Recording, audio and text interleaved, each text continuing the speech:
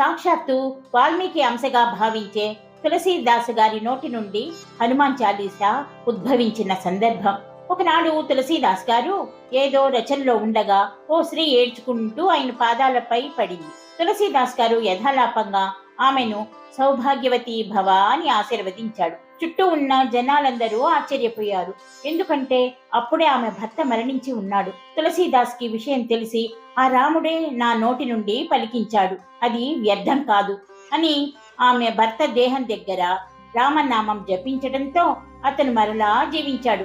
ఈ అద్భుతం ఆ నోట ఈ నోట అక్బర్ రాజుకి చేరింది. వెంటనే తులసీదాసును పిలిపించి తన ముందు ఏదైనా మహిమలు చేసి చూపించమని అడిగాడు.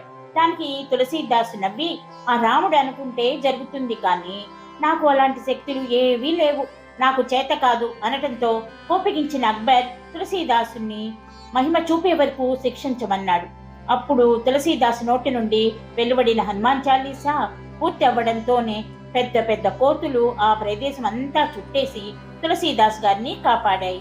ఇలా తన కోసమే కాకుండా మానవ శ్రేయస్సు కోసం హనుమాన్ చాలీసా అందించారు తులసీదాస్ గారు.